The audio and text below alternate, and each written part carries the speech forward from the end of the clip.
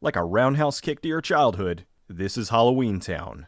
Halloweentown is a 1998 made-for-TV family adventure film directed by Duwayne Dunham. The movie opens in spooky vision. It's Halloween in any town, USA. Hey, there goes that wicked awful pitch. Someone call Santa stat! Over in the Piper household, the kids are the only ones in town not allowed to celebrate Halloween. Sophie's talking to her brother Dylan, or as I like to call him, Ferguson 2.0. Well, I think it's obvious why Halloween is bad. I mean, that whole razor blade and the apple thing was an urban myth, of course. But then all that candy causes cavities and gum disease, and those masks everybody wears have these weird kind of toxic fumes inside that make your arms go limp. Marnie's arguing with her mom about Halloween, and does she know there's a witch and a clown behind her? Marnie's mom used to be a reporter, but she retired so she could move out of the city. Marnie apparently is the weird kid in school. Yeah, Halloween is like made for her. Skeletons, witches, vampires. You know, she spends our whole math class drawing ghosts in her notebook. Guys! Next thing you know, she'll be getting into gravestone rubbing. Marnie's trying really hard to get nominated for Best Teen Disney Actress. And how are we supposed to grow up if we can't explore the world, try new stuff, and take some risks? Marnie's really pushing it, and at this point, any other kid would have been grounded. She should be punished for those pants. Dylan tells Marnie Halloween is stupid and magic isn't real. Way to go, fun police. Meanwhile, in another part of town, none of these kids notice the magic school bus? Seatbelts, everyone! The bus drops off Mary Poppins. This is Aggie Cromwell, Gwen's mom. Back at the Piper house, Sophie unknowingly summons a chocolate chip cookie. These special effects aren't very special. Stupid kids these days and their drone cookies. Just then, a wild Aggie appears. Everyone's excited to see Grandma, who's cosplaying as a Renaissance fair worker. The kids, of course, don't really care about Grandma. They just want presents. Grandma then gives the kids diabetes. The kids go digging into her purse/portable hole. Marnie finds evidence that Grandma might have hung out with Motley Crue. Grandma then gives Marnie a Hearthstone. She gives all the kids Halloween costumes, much to the disapproval of Gwen. Gwen puts her foot down and says the kids can't go trick-or-treating. The kids go upstairs to get ready for bed. Grandma goes to tell the kids a bedtime story. She tells the kids a story about Halloweentown. Halloweentown sounds great and all, but I want to go to Halloweentown. And of course, a few very fine witches. Ah, say no more. Grandma then shows them a book about Halloweentown.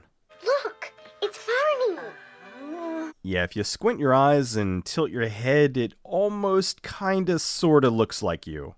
What about it, dear? Have you cast any spells or taken midnight flights through the sky? No, but that's because the DM killed Blackleaf. Now I'll never learn the real spells. Grandma starts to get the kids a little too interested in Halloweentown, so Gwen throws her out.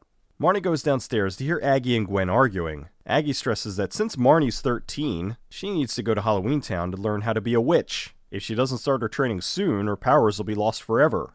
Okay, everything I know about witchery, I learned from The Craft and the 16 witchcraft movies. Gwen doesn't want Marnie to go to Halloweentown. She wants her to stay on Earth and be normal. Aggie turns some fried chicken into a living chicken. This makes me wonder if the chicken now has memories of being fried.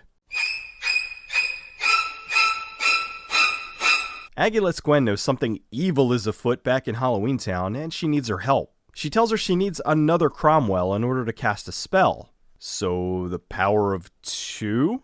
Aggie leaves to go back to Halloweentown, so Marnie follows her. Dylan decides to tag along, and they find Grandma at Spider-Man's bus stop. The bus shows up, and the kids sneak on board. Are these kids even trying to hide? They finally notice the people in this bus aren't exactly normal. The bus then leaves the mortal realm. The MS Paint bus then lands in Halloweentown. The passengers get off the bus. Aggie runs into her friend Harriet. Wasn't she in Phantasmagoria? The kids get off the bus and run into Clint Howard. They then take some time to look around, and Marnie realizes this is Halloweentown. Boy, nothing gets past her. This ogre is thick. Halloweentown PD looks like he's gonna beat these children. The bus leaves, and they see Sophie follow them. They were hiding in the back of the bus, right next to the door. How did they miss her getting on? Everyone in Halloweentown's a monster, and is this the live-action inspiration for Rosario Vampire? They're looking for Grandma and meet the mayor, Calabar. On top of being the mayor, Calabar McEvil Bad Guy is also a warlock, and I'm sure he won't be the villain of this movie. Calabar calls a cab to take the kids over the river and through the woods to Grandmother's house. This is Benny, the comedic relief for the film. To give him a lift up to the grandma's place. Sure, it's just over the river and through the woods. Hey! He drops them off at the Cromwell residence. Ugh, these movies are always full of product placement. The kids make their way to Grandma's house. Aggie shows the kids her cauldron and explains how there's a mysterious evil force within Halloweentown. She tries to cast a spell to drive away the evil, but apparently glitter and a magic flashlight doesn't work. They need to go get ingredients to cast the proper spell. Aggie takes the kids through town. Marnie decides to go broom shopping. They get interrupted by local tough guy Luke. I was kind of hungry, but then I smelled something stinky. It must have been the big cheese. I don't think he'll ever recover from that burn. Aggie takes Marnie on a broom test drive. 1998 green screen powers away! Gwen finds them and is none too happy. She takes the kids and goes to return to the mortal world, but the next bus isn't for several hours. They go to see the mayor. Turns out Gwen and Calabar used to date. Aggie meets up with Luke. He tells her the evil guy wants to reveal himself, but only to her. Look, Grandma's going somewhere with the wiener dude. John Holmes? Luke takes Aggie to the movie theater, where the patrons have been watching the extended edition of The Hobbit. Just then, the bad guy makes a pretty impressive introduction for a Disney Channel movie. Boogity, boogity boo!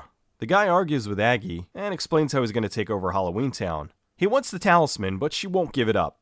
Gwen and the kids arrive to see this. The bad guy freezes Gwen and Aggie. Hadouken! The kids manage to escape. They decide to get the ingredients for the witch's brew to light the talisman. First, they steal some hair from Austin Powers, the werewolf. Yeah, baby! Next, they get the sweat of a ghost, then a vampire's fang at the monster dentist. They mix the ingredients and light up the talisman. Marnie needs to install the talisman in the pumpkin at the center of town. Let me help you out of this chair, Grandma. Luke has a change of heart and tries to warn her. The big bad shows up, and of course, it's Calabar. He tells the inhabitants he wants to reclaim their place in the mortal world. Calabar sees Marnie and tries to stop her. Turns out it's only Luke, and Marnie's at the pumpkin. She gets there just in time. The jack-o'-lantern lights up and frees all the trapped souls. Except for Gwen, because gingers don't have souls. Marnie tells Aggie the bad guy is Calabar. Calabar uses his magic to take back the talisman. Then he recites some black metal lyrics. My darkness will spread unchecked! Aggie and Gwen aren't strong enough to take on Calabar, so the whole family joins in. They banish him, and Aggie puts the talisman back in the pumpkin. Marnie goes to see Luke, who's now reverted to his real appearance. Gwen then invites Aggie to move in with them back in the mortal world, so Marnie can start with her training. They get on the bus to head back home, and wave to the crowd. Okay, they clearly didn't have enough extras to fill in the crowd. Some of these monsters are just members of the crew. The movie was filmed in various locations in Oregon. Scappoose was the mortal realm, and St. Helens was Halloweentown. Halloweentown proved so popular that St. Helens started having a monthly celebration in October for tourists and fans to visit the town. They called it the Spirit of Halloweentown. They redressed the town to look like it did in the movie, including the giant jack-o'-lantern in the center of town. Every year they have an annual lighting ceremony, where they say the spell from the movie and light the jack-o'-lantern. There's almost 64,000 people following the Spirit of Halloweentown Facebook page. On October 14th, 2017, they had a Halloweentown reunion at the Spirit of Halloweentown in St. Helens, Oregon. They held the reunion to honor Debbie Reynolds, who died in December of 2016. At the event, Kimberly J. Brown, Judith Hoag, J. Paul Zimmerman, and Emily Roski were in attendance, with a picture of Debbie Reynolds in front of the jack-o'-lantern. Halloweentown premiered on the Disney Channel on October 17th, 1998. It was one of many films they released every year, but it stood out amongst the pack and was an overwhelming hit that's only grown in popularity over the years. The movie spawned 3 sequels: Halloweentown 2, Halloweentown High, and Return to Halloweentown, although Debbie Reynolds, Judith Hoag, and Joey Zimmerman are the only ones from the main cast who appeared in all 4 films. Kimberly J. Brown played Marnie in the first 3, but then Sarah Paxton took over the role in 2006's Return to Halloweentown. The movie was directed by Duwayne Dunham, who did Little Giants, a few episodes of Twin Peaks, and most recently a few episodes of Star Wars The Clone Wars. Halloweentown is a sweet, fun movie. Yes, it's primarily aimed at kids, but is still entertaining for adults, although it's probably more entertaining if those adults saw it when they were kids. The monsters in Halloweentown are neat, although really it's mostly just people in masks. Good masks, but still. Although Benny, the animatronic wisecracking skeleton, is by far the standout. Halloweentown has tons of heart and loads of charm. There's a reason it's still a hit nearly 20 years later.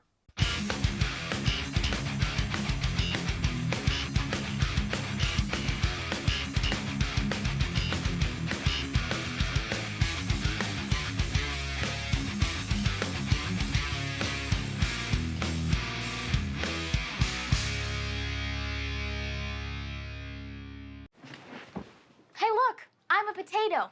Are you happy now?